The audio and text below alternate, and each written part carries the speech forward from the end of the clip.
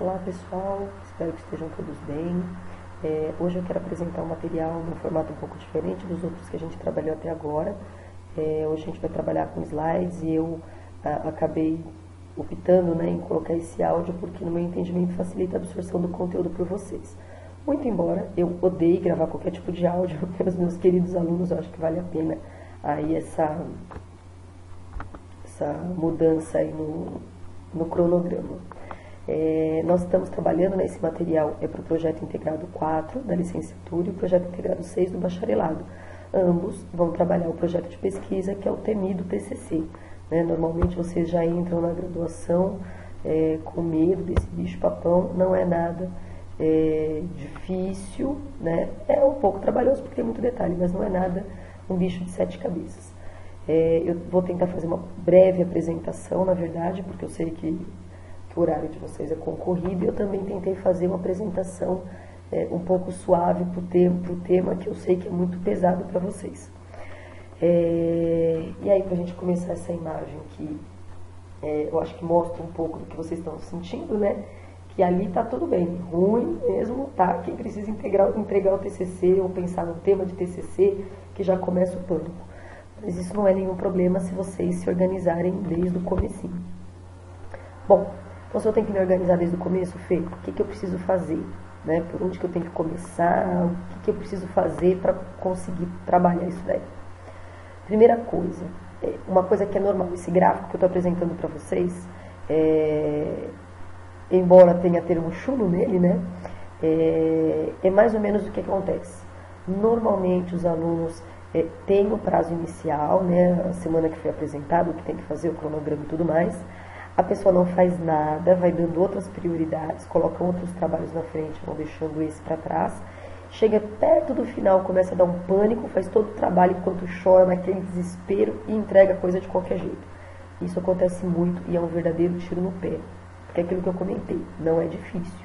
Mas tem alguns detalhes que vocês, como pesquisadores, precisam resolver. Não é nem o professor, nem o orientador, nem eu enquanto coordenadora do TCC, do projeto integrado. Vocês é que precisam resolver, porque a pesquisa é de vocês. Então tenham cuidado e atenção com os prazos e não deixem para a última hora. Vocês têm o privilégio de estar fazendo em um ano, até o semestre, a matriz anterior era feita em apenas um semestre. Então vocês já têm esse privilégio de estar fazendo em um ano, mas mesmo assim precisa se organizar. Se deixar para a última hora, não vai dar certo. Bom, como eu já tinha comentado, então a gente está trabalhando o projeto de pesquisa. O TCC, ele é um projeto de pesquisa. Ele é um trabalho específico de um determinado curso, porque na grande maioria dos cursos de graduação tem. É realizado por alunos ou em grupo, e ele tem o objetivo de concluir um curso, graduação, pós-graduação, ciências, especializações. Como o nome dele mesmo diz, é um trabalho de conclusão de curso. É para mostrar o conhecimento que vocês adquiriram ao longo desse curso. O nome dele já diz um pouquinho do que se trata. Quais são os tipos de TCC? Por que eu gosto sempre nessa disciplina de explicar quais são os tipos? Porque vocês têm vários colegas que estão no mesmo barco, estão em cursos diferentes, e às vezes fala que é monografia, fala que é TCC, então acho que é importante vocês entenderem a diferença. O TCC, ele pode ser solicitado no formato de uma monografia, que é uma pesquisa referente a um tema. Também é comum a gente falar que é monografia, o aluno entender que monografia é um aluno fazendo, é individual. No entanto, não é isso. Monografia é um tema, não importa quantas pessoas estejam trabalhando em cima desse tema. Então, é uma pesquisa referente a um tema e não um trabalho feito por uma pessoa individualmente. Esse trabalho, ele é super completo, tem várias páginas, é aquele trabalho grande, E tem um outro tipo de TCC que é muito solicitado, que é o artigo científico, que também é uma pesquisa referente a um tema e não necessariamente um trabalho feito apenas por uma pessoa. E ele é como se fosse uma monografia mais resumida. É aquilo que vocês encontram em revistas científicas. É um trabalho em torno de 15, 20 páginas que tem uma pesquisa completa ali. Tudo que tem uma monografia tem ali, mas de uma maneira mais sintetizada. Isso também pode ser um tipo de trabalho de conclusão de curso. Isso não quer dizer que não seja, pelo fato de ter poucas páginas. Por isso que é importante vocês entenderem essa diferença, porque muitas vezes vocês começam a conversar com os colegas, e vocês falam, poxa, professora, mas tem que ter 60, 100, 120 páginas, porque o do meu colega tem. Mas às vezes o formato do trabalho do seu colega, no curso, na instituição que ele trabalha, é de uma outra forma. Aqui no curso de graduação, né, na Educação Física da UNG, é no formato de artigo científico. Aí, possivelmente, vocês devem estar falando, né, ufa, são poucas páginas, já que é artigo científico, eu estou tranquilo porque são poucas páginas. Na verdade, não é bem assim. Porque o artigo científico de vocês, ou o TCC, ou o projeto de pesquisa, como a gente está trabalhando aqui, ele tem que ser coerente e bem feito. Então, tem que ter atenção na hora de pesquisar e na hora de fazer. Deve apresentar um senso crítico do autor, ou seja, vocês. E esse senso crítico é o que mostra que vocês aprenderam tudo que vocês aprenderam durante o curso. Por isso que esse trabalho acontece no final, porque vocês vão usar tudo que vocês aprenderam até agora para justificar a pesquisa de vocês e discutir os aspectos do tema de cada um de vocês. Apresentar uma qualidade na escrita, né, tem que ter qualidade na gramática, né, no teor de português, enfim, né, na parte escrita de uma maneira geral. Apresentar a formação adequada, né, as normas da BNT, que é a última coisa que vocês vão fazer, mas é uma coisa muito chatinha, né, de fazer. O conteúdo e originalidade, então vocês têm que pensar com carinho no tema que vocês vão escolher. E, óbvio, bom senso, né? O quinto semestre ainda não teve aula presencial comigo, o sétimo, que também está com esse material, já teve. E eles já sabem que uma das palavras que eu mais falo desde o primeiro semestre é bom senso. Existem profissionais maravilhosos dentro da educação física que têm um conteúdo muito bom, montam aulas muito boas, mas não tem bom senso. Eu não tenho bom senso, está fora do mercado, não tem conversa. E no trabalho de pesquisa de vocês, né, projeto de pesquisa, também tem que ter muito bom senso, senão o trabalho não vai andar. Bom, o que vocês precisam para começar? Obviamente, vocês têm que ter um tema e um orientador. Percebam que essa setinha está relacionando um ao outro. É importante que o tema tenha relação com o orientador e vice-versa. Vou dar um exemplo. Todo professor ele pode orientar qualquer pesquisa, só que ele vai orientar a parte técnica da pesquisa, né? Método, se a escrita está legal, se a norma da BNT está correta, essas coisas. Porém, se ele não tem envolvimento com o tema, ele não consegue contribuir com o trabalho de vocês no sentido do conteúdo, né? Discutir sobre aquele tema, indicar referências apropriadas para aquele tema. Então, o ideal é que vocês escolham um professor orientador que tenha relação com o tema de vocês, tá? Fica a dica, procure logo o orientador. Por quê? A gente pede para que os professores tenham em torno de 6 orientandos por professor. Por que isso? Normalmente os alunos acabam escolhendo temas muito parecidos. E escolhendo um tema parecido, eles acabam indo para o mesmo orientador. É humanamente impossível, né, para o orientador orientar muitos trabalhos. Existiram já semestres dos professores terem 15 trabalhos, né? Então, normalmente são sempre os mesmos que têm muito. Então, a gente tenta organizar dessa maneira, tanto para o professor dar conta, quanto para vocês conseguirem ter uma orientação adequada. Outra coisa importante, verifique a disponibilidade do orientador e sua compatibilidade de horários com os seus. Por exemplo, às vezes vocês querem fazer um trabalho de pesquisa, né, um projeto de pesquisa, que o orientador só dá aula na quinta-feira à noite. E justamente na quinta-feira à noite vocês têm janela e vocês não estão a fim de ir para a faculdade na quinta, na janela, para poder conversar com o orientador. Escolhe outro, porque senão vocês vão ter dificuldade. Vocês vão ter que ter pelo menos 4 orientações, 4 encontros com o orientador de vocês. Então, vejam a compatibilidade aí de horário de vocês, porque depois não vai poder trocar. Isso é importante. Já aconteceu do aluno começar um trabalho e perto da entrega querer trocar. Não dá tempo de fazer um trabalho com qualidade, tá? Então, escolham com coerência, tá? Para não acontecer isso, que muitas pessoas reclamam e às vezes acontece, né? Meus orientandos, vocês precisam escrever os artigos.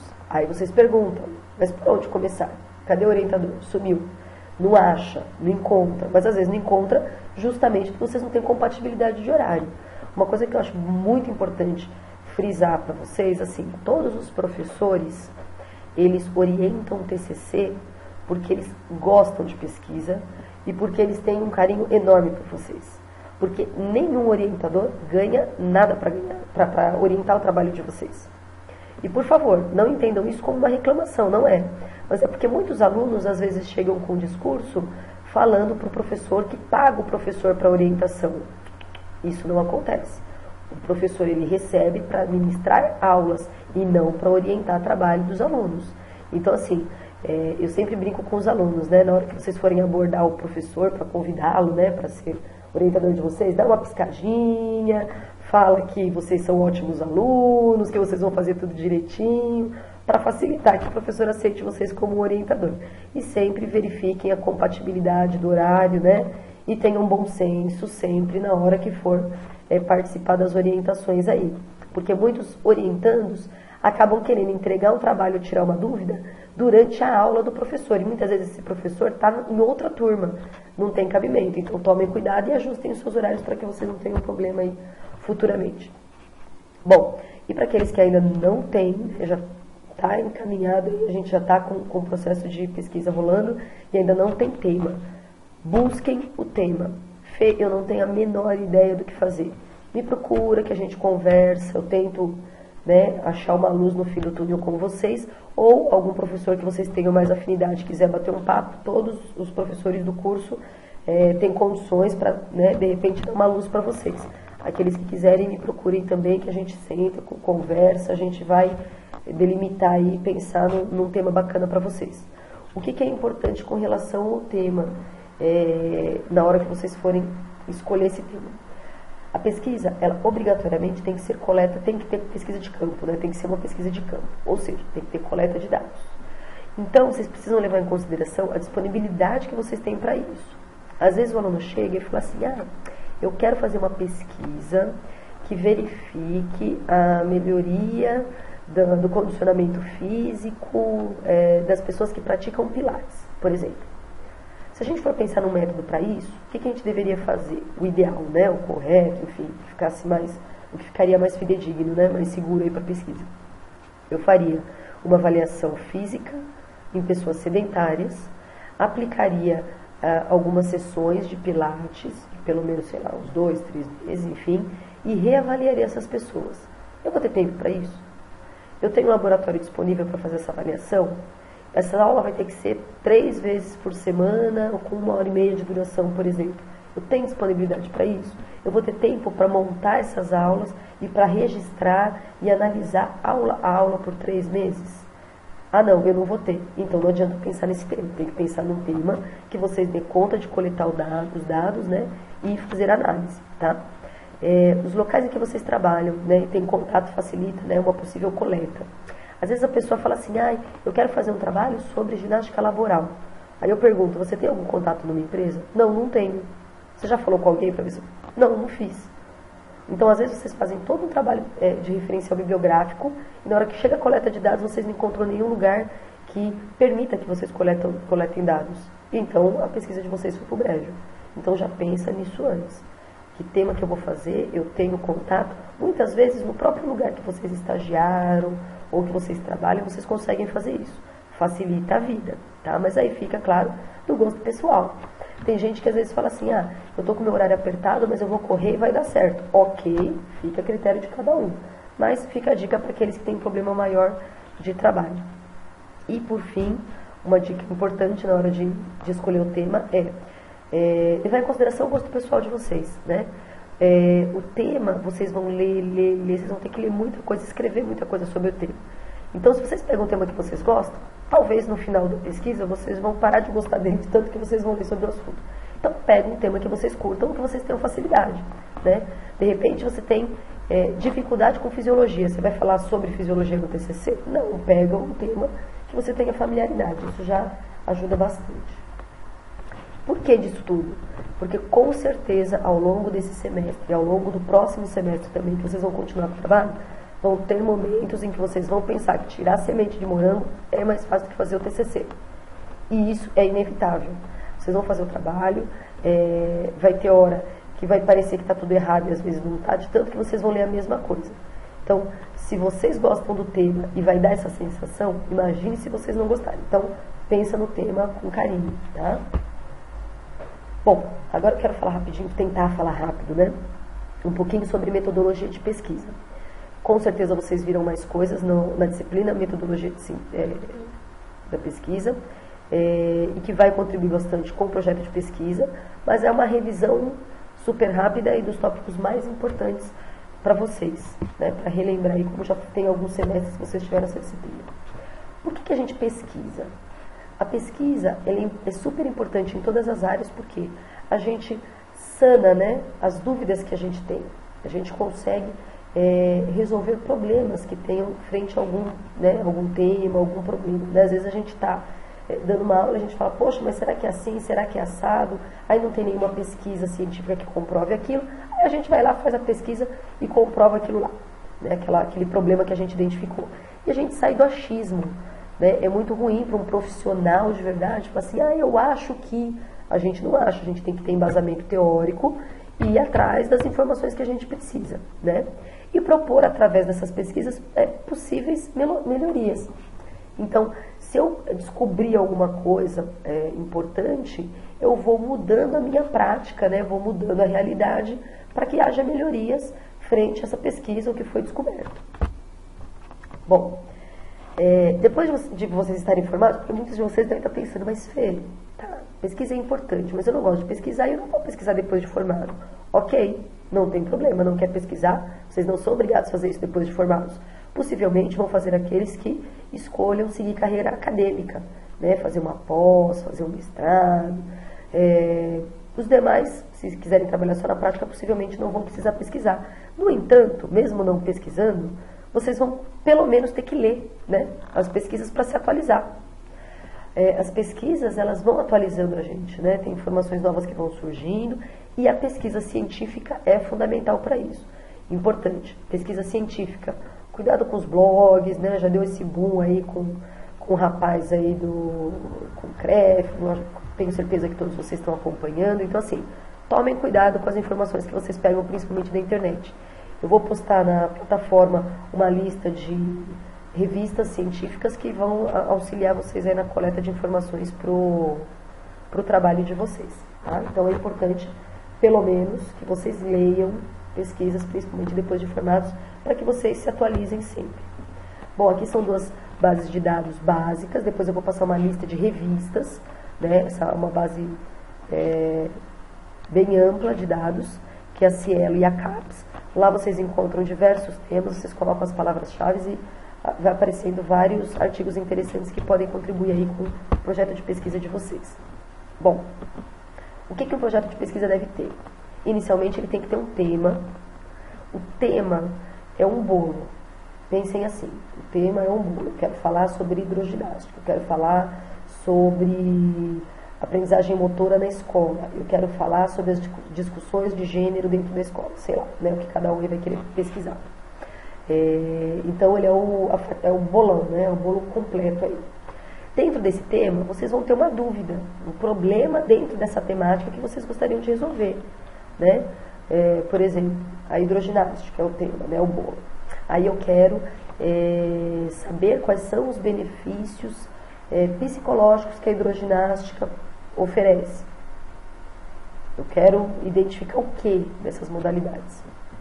A hipótese. O que é a hipótese? É o que eu acho que vai ter de resposta.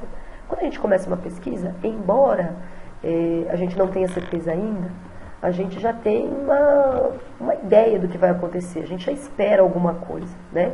Só que esse esperar a gente não pode ter como verdade, né? Normalmente, quando vocês escrevem um TCC, um projeto de pesquisa, vocês acabam sendo bastante tendenciosos em algum momento, né? E a gente não pode afirmar sem ter o embasamento necessário para isso. Então, a hipótese é aquilo que a gente acredita que vai sair da pesquisa, mas que ainda não é uma certeza, né? Uma verdade, porque a gente ainda não tem a pesquisa pronta, aí, né? Terminada, concluída. O objetivo é fundamental, precisa estar muito bem escrito, muito bem formatado. O objetivo ele é escrito através de verbos, né? O objetivo dessa pesquisa é analisar alguma coisa, identificar alguma coisa, propor alguma coisa, enfim. Aí depende do objetivo que vocês vão tratar aí dentro desse tema. Importante. Lembra que eu comentei que o tema é o bolo? Não tem como vocês fazerem um TCC no formato de um artigo científico, falando de um bolo inteiro. Vocês têm que cortar uma fatia. A fatia desse bolo é o objetivo. É exatamente o que vocês vão tratar dentro do tema de vocês. O método. O método é o que vocês vão explicar, é o momento que vocês vão explicar quais foram as estratégias metodológicas que vocês vão utilizar. Vai ser uma entrevista, vai ser um questionário, vai ser uma observação, é uma análise documental, com riqueza de detalhes. Por quê? Se o leitor tiver dúvida de como vai ser coletado esses dados, de qual que é a metodologia aplicada, a pesquisa de vocês pode ficar frágil. Né? A gente pode falar assim, poxa, mas no método dele faltou isso, isso e isso. Então, essa pesquisa não dá para levar a sério, porque pode ser que se tivesse tido mais cuidado na hora de coletar os dados, o resultado seria outro. Né? Os resultados, que são, né, os dados que vocês coletaram, a análise deles também, né, óbvio, quantificar e tudo mais, né, organizar esses resultados para analisá-los, e a conclusão. Me perdoem porque acabei de encontrar um erro de digitação e eu não vou gravar tudo isso de novo, mas enfim, a gente conserta aí para o próximo semestre a conclusão. E a conclusão é a resposta da pesquisa, né? Eu, enquanto avaliadora de trabalhos, eu encontro muito problema em relação ao objetivo e à conclusão. Lembra que eu comentei que o objetivo é a fatia do bolo? Então, às vezes acontece assim, o objetivo do trabalho, o aluno coloca lá. O objetivo da presente pesquisa foi identificar os aspectos psicológicos envolvidos na prática do CrossFit, por exemplo. E aí a pessoa conclui-se que o CrossFit é muito bom para a saúde. Ele não respondeu o objetivo. O objetivo deveria ser, a conclusão deveria ser, conclui-se que o CrossFit, a prática do CrossFit apresenta os aspectos psicológicos X, Y, Z. Ou não apresenta nenhum aspecto psicológico. Então, a conclusão, ela tem que responder a pesquisa, ou seja, responder o objetivo. Então, uma coisa está sempre ligada à outra aí. Bom, então vamos repassar. O tema é o assunto que vocês pretendem estudar, é o bolo. O problema é a dúvida ou situação que vocês pretendem resolver com a pesquisa. A hipótese é o que vocês esperam, né, encontrar através da pesquisa. Lembrem-se, vocês esperam, não é uma verdade absoluta. O objetivo é a meta, o que vocês querem descobrir com a pesquisa de vocês. O método é como isso vai ser feito, né, as estratégias que vocês vão utilizar com riqueza de detalhes. Os resultados são as informações coletadas através da pesquisa. E a conclusão é a resposta ao objetivo. Tá? Embora as pesquisas elas tenham todos esses itens, as pesquisas possuem tipos diferentes. E isso, com certeza, vocês devem ter visto lá na disciplina metodologia científica. Aqui, a gente não tem tempo de eu entrar em muitos detalhes, né? Vejam que vocês tiveram uma disciplina de 40 horas para tratar os tipos de pesquisa. Então, eu vou explicar de uma maneira muito rápida e muito sucinta, só para relembrar, tá? E de uma maneira... existem outras informações específicas de cada tipo, mas eu estou tentando explicar de uma maneira muito simples para ficar fácil o entendimento. Bom, quais são os dois grupos, né? Dois grandes grupos de pesquisa que a gente tem, né? Dos tipos aí de pesquisa. A qualitativa e a quantitativa. A qualitativa, ela tem o seu foco voltado na essência do fenômeno. Pensa no nome, né? Qualitativa, ele pensa na qualidade, né? Daquele evento, daquela ação, daquela atividade, enfim, né? Já a quantitativa, são utilizados dados quantitativos, calculáveis. A gente mexe com número, né? Quantitativo, vem de quantidade. O quantitativo, normalmente, ele é utilizado grandes números e são pesquisas feitas em laboratórios. São pesquisas de ciências exatas, na grande maioria das vezes, que está em laboratório, que tem número e tudo mais. A qualitativa, muitas vezes o aluno confunde isso. Está trabalhando com qualidade. Mas quando vocês analisam a qualidade, em alguns momentos a gente usa o embasamento quantitativo. Por exemplo, eu quero avaliar a qualidade da manchete do vôlei, sei lá. E aí eu avalio o movimento dos atletas, por exemplo, ou dos alunos. Eu vou analisar individualmente, mas eu também vou contar essas incidências de acertos ou de erros, então vai dar um número. Então, quer dizer, ela é qualitativa, mas eu posso ter um suporte quantitativo na hora de apresentar essas informações. Bom, então vamos fazer um contraste rápido entre a quantitativa e a qualitativa. A qualitativa, pensando na hipótese, a qualitativa ela é indutiva e a quantitativa ela é dedutiva. Percebam que A qualitativa envolve muito o saber e o que o pesquisador acredita, né? Ele vai um pouco pela intuição também do que ele viveu e tudo mais. A quantitativa não tem muito isso, porque número é exato, é aquilo que está sendo mostrado e acabou. A amostra na qualitativa, normalmente é proposital e pequena. A análise ela é um pouco mais demorada, ela é mais complicadinha de fazer. Pensa numa entrevista. Se eu entrevistar 10 pessoas com um roteiro que tem 10 perguntas, eu já tenho 100 respostas para analisar. Então a coisa é um pouco mais complicada na hora de fazer a análise. Rica, mas mais demorada. Já na quantitativa, ela é grande e aleatória. Como trabalha-se com números, eu posso fazer um questionário fechado, eu posso levar todo mundo para o laboratório, enfim. Fica mais fácil de ter uma amostra grande. O ambiente. A qualitativa ela é realizada no ambiente natural, né, no mundo real, onde acontece o fenômeno. Então eu vou na escola, eu vou na academia, eu vou no clube, enfim. E a quantitativa normalmente no laboratório, como eu já comentei. A coleta de dados. Na qualitativa, o pesquisador é o instrumento principal, né? Ele coleta o dado, ele observa, ele filma, ele participa de todo esse processo. E a quantitativa, a instrumentação é objetiva, porque como trabalha com números, eu já tenho um protocolo, já fica tudo redondinho, né? Já é tudo exato, né? O delineamento, ele é flexível, pode mudar quando a gente pensa em qualitativo, e a quantitativa, ela é determinada antecipadamente. E a análise dos dados, na qualitativa, é descritiva e interpretativa, e no caso da quantitativa, são métodos estatísticos, já que a gente está trabalhando bastante com números aí, né? Com essa questão exata. Bom, os tipos de pesquisa são vários, aqui tem alguns. Então, existem pesquisas que podem ser só bibliográficas, o que não é o caso de vocês, porém, toda pesquisa, ela tem a parte bibliográfica. Então, por exemplo, a pesquisa de vocês, ela obrigatoriamente tem que ser uma pesquisa de campo, vocês têm que coletar dados. Porém, nesse primeiro semestre, né, esse semestre que a gente está agora juntos, vocês têm que fazer a pesquisa bibliográfica do tema que vocês vão querer fazer, trabalhar aí, para ter embasamento teórico, para discutir os dados que vocês vão coletar no semestre que vem. Tá? Pesquisa documental.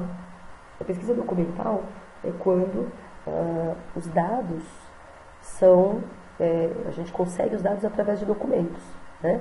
Então, eu vou analisar as matérias da revista Boa Forma de tal ano a tal ano, né? Pesquisa documental. Eu estou lidando com documentos. Pesquisa de observação. Pesquisa de observação é quando eu vou em campo e eu observo uma aula, enfim, eu observo algum fenômeno. Para fazer observação, obrigatoriamente eu preciso filmar. Por quê? Eu não consigo ver uma vez uma aula e já ter todas as conclusões, né, enfim, as análises que eu preciso. Então eu coloco a filmadora num ponto específico que pegue todo o ambiente, e aí eu filmo e depois eu assisto e reassisto quantas vezes for necessário para poder tabular as informações que tem aí nessa observação. A pesquisa experimental é quando a gente faz um experimento, né? A gente aplica de alguma forma um experimento com aula, enfim. E a pesquisa descritiva, que é quando a gente, de uma maneira muito superficial, né, a gente descreve o fenômeno, enfim, como ele acontece. Quando vocês forem explicar o método, lembra que eu comentei que o método tem que ser muito bem explicado, muito com riqueza, né, de detalhes? Para facilitar a vida de vocês, vocês podem dividir ele em tópico. Vocês podem escrever ele com tópicos, ou vocês podem escrever em texto corrido, desde que tenham todas essas informações. Bom, então vocês precisam apresentar o tipo de pesquisa. O que é o tipo de pesquisa? Isso que a gente acabou de conversar. Se ela é uma pesquisa quantitativa, se ela é uma pesquisa qualitativa, se ela é uma pesquisa de observação, se ela é uma pesquisa experimental, enfim. E não basta só falar, a minha pesquisa, aliás, não é nem a minha, né, que vocês não vão usar como diário, né? A presente pesquisa é de caráter qualitativo, que segundo, põe o nome do autor e explica o que é. Vocês têm que usar autores para escrever, vocês não podem escrever só com as palavras de vocês. Amostra ou sujeitos. É o público que vocês vão usar. Por exemplo, eu vou entrevistar alunos de musculação. Vocês têm que colocar todas as informações dessas pessoas. Foram entrevistados 35 alunos de musculação de ambos os sexos, sendo 25 homens e 10 mulheres com a idade de tanto a tantos anos, que praticam musculação pelo menos há 1 ano e meio. Tudo. tudo que é referente à característica desse sujeito. Ou, no caso de uma amostra, por exemplo, foram analisados 30 artigos da revista Boa Forma, de tal ano a tal ano, enfim, qual foi o material que vocês utilizaram. Instrumento. No caso de vocês utilizarem instrumento, por exemplo, para uma entrevista.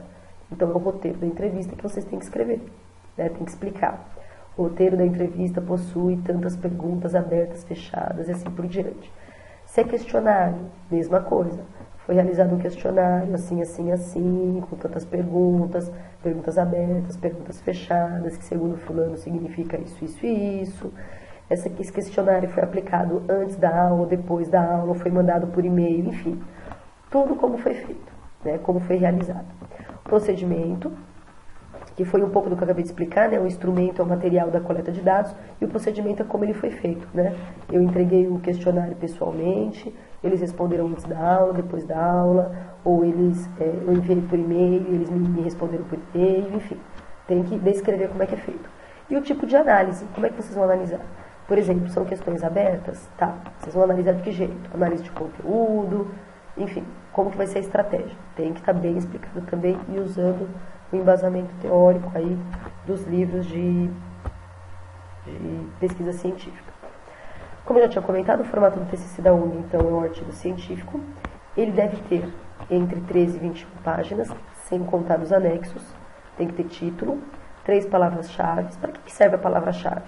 Para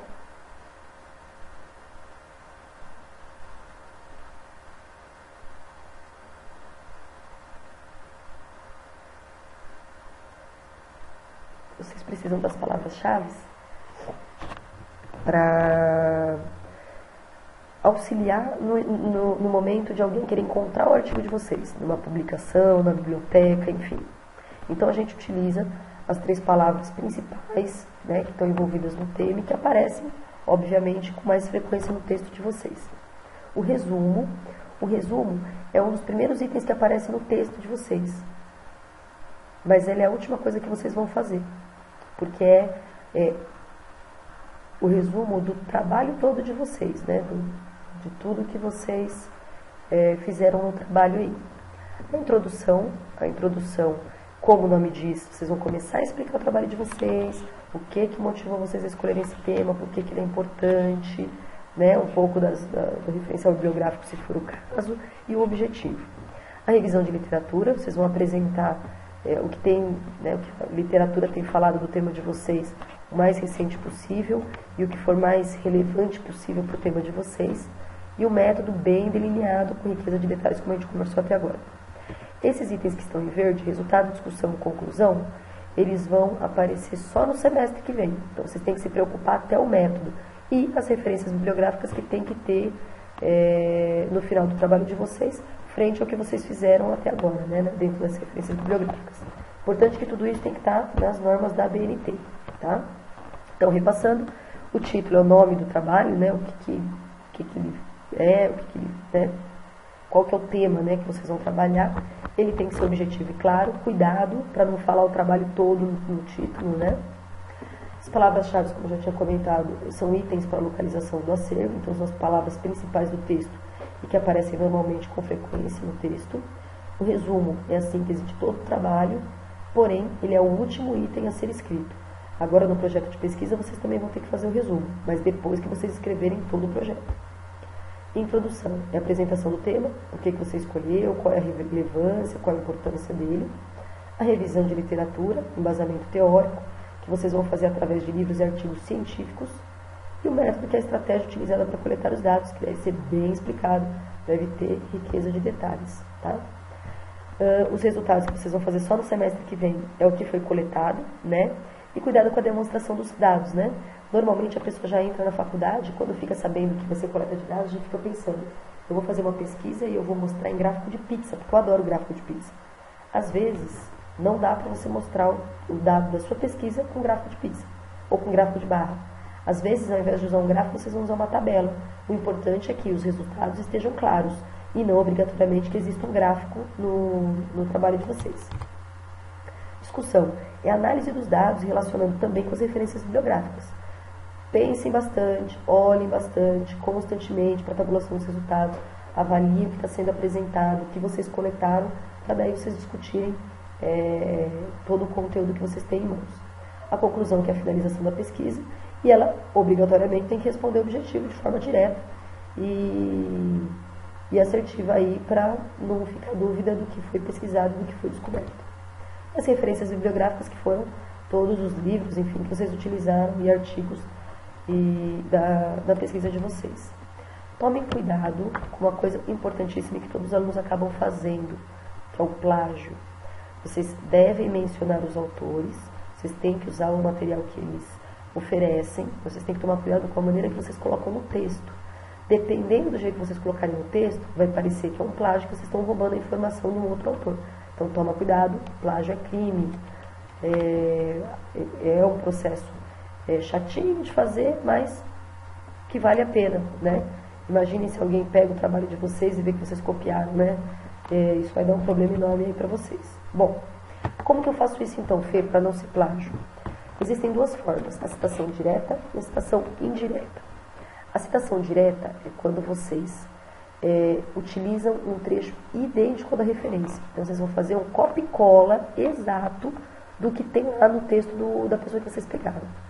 Porém, vocês têm formas de escrever isso. Então, por exemplo, são dois exemplos, né? Se tem mais de 3 linhas, vocês devem fazer um recuo à direita e diminuir um pouco a fonte, né? Diminuir um ponto aí a letra. E no final, vocês colocam em letra maiúscula o sobrenome do autor, com o ano e a página que foi retirado. Essa formatação já indica que vocês pegaram um trecho idêntico, então vocês já estão falando de quem é, vocês não estão copiando. Um outro exemplo, a mesma coisa, uma citação direta. Direta, vocês pegaram idêntico do autor. Só que esse caso tem menos de 3 linhas. Vocês vão colocar a frase, enfim, que vocês vão utilizar com entre aspas. E marca a mesma coisa, o sobrenome completo, aliás, sobrenome completo não, né? Se é sobrenome, não está completo. O sobrenome, em letra maiúscula, o ano e a página. Aqui tem mais de 3 linhas, mas porque eu coloquei as letras grandes, né? Isso aqui no Word, no tamanho normal, tem menos do que 3 linhas. Então, menos de 3 linhas, coloque entre aspas e sempre coloque o número da página para indicar que a citação é direta. Agora, existe um outro tipo de citação que é a citação indireta. A citação indireta é a transmissão da ideia do autor, porém com as suas palavras. Só que a gente não muda o sentido. É um tipo de telefone sem fio, né? Você lê a ideia do autor e você escreve exatamente a mesma coisa que ele diz com as suas palavras. Só que vocês não podem fazer isso sem mencionar que vocês pegaram de um autor. Também tem que colocar o nome do autor. Então, olha lá, exemplo 1. Segundo Carrasco, a série é um conjunto de gestos ou elementos transformados que permitem o julgamento de valor. E o exemplo 2, a série é um conjunto de gestos ou elementos transformados que permitem o julgamento de valor.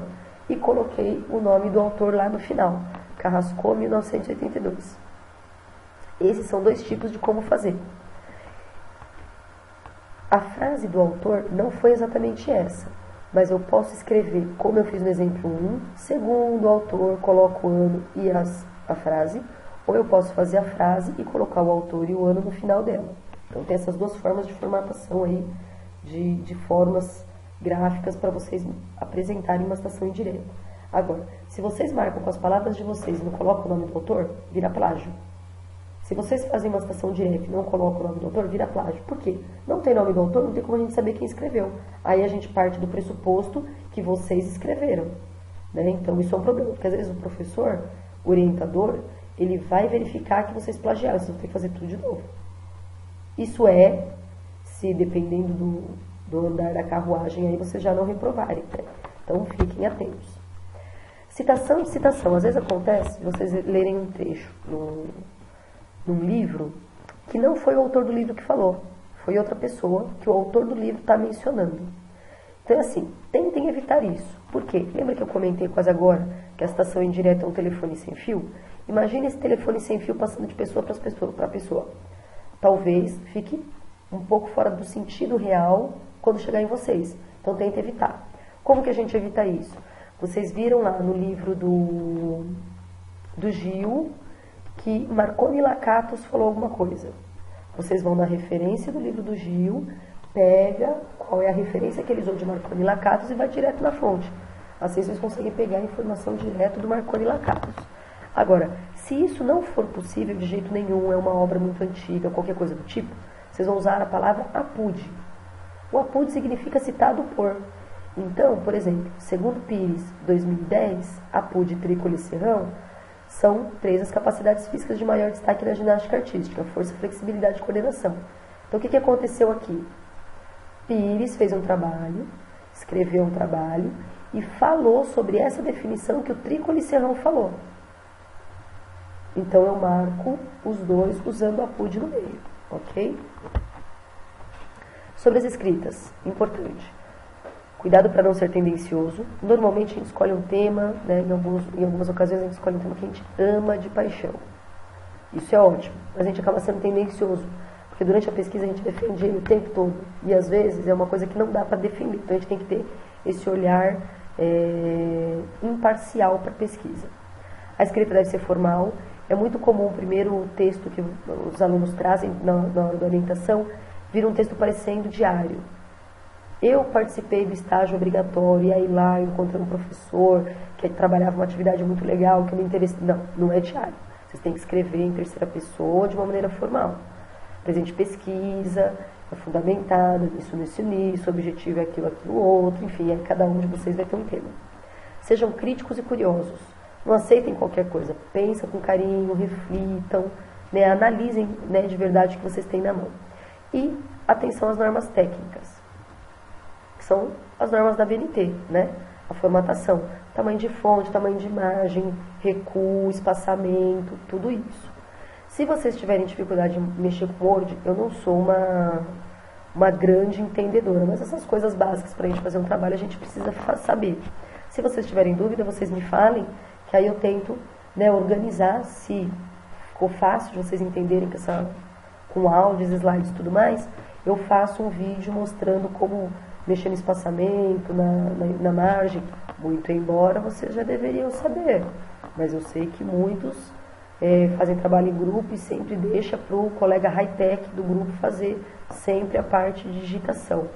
Então, eu acho que também é importante vocês terminarem o curso tendo noções básicas de informática. Então, se vocês precisarem, me falem que a gente faz um outro vídeo aí para facilitar um pouco a vida de vocês e tentar enriquecer mais aí o arcabouço aí de conhecimento de vocês.